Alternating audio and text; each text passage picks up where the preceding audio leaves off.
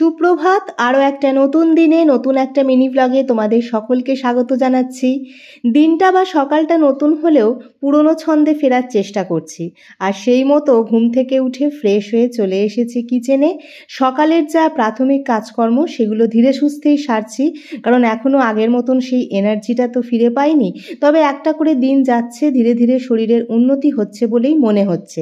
তবে শরীরের উন্নতি হলেও ওয়েদারের কিন্তু কোনো রকম উন্নতি হয়নি।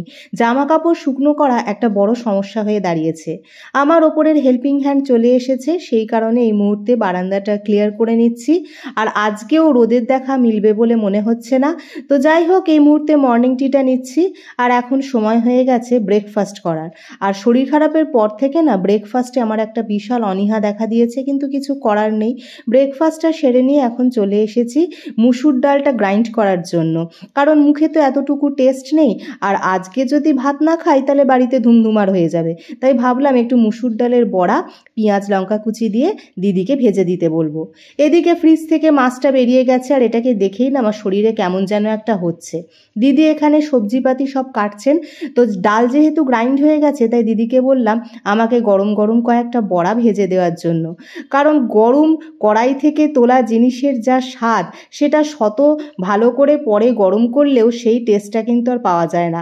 আর বড়াটা কিন্তু বেশ সুন্দর মচমচে হয়েছে। ফ্রেশ হয়ে লাঞ্চ কমপ্লিট হয়ে গেছে, আর বাইরে হচ্ছে বৃষ্টি। আর ভালো লাগছে না গো এই ওয়েদার। আর এই ওয়েদারে মানুষের শরীরই বা কী করে ভালো থাকবে? কোনতেও তো প্রত্যেক দিন ভিজছে, ওই একই শরীরের অবস্থা। ভাইরাল থেকে সবে উঠেছে, তারপরে হচ্ছে এই বৃষ্টি। আর আমার অবস্থাও ততই বছর আর কি, নাক করেই চলেছি। শরীরে জ্বরটাই যা নেই। আর উইকনেসটা আগের থেকে অনেকটা কমেছে, কিন্তু একেবারে যে থামস আপ সেটাও বলতে পারছি না। তো চলো এখন একটু মি টাইম স্পেন্ড করব। আর বুঝতেই পারছো মিনি ব্লগটা এন্ড করার সময়ও হয়ে গেছে। আজকে তাহলে এই পর্যন্তই। লাইক শেয়ার সাবস্ক্রাইব করে দিয়ে আমার পাশে থেকো। দেখা হচ্ছে নেক্সট মিনি ব্লগে। টাটা।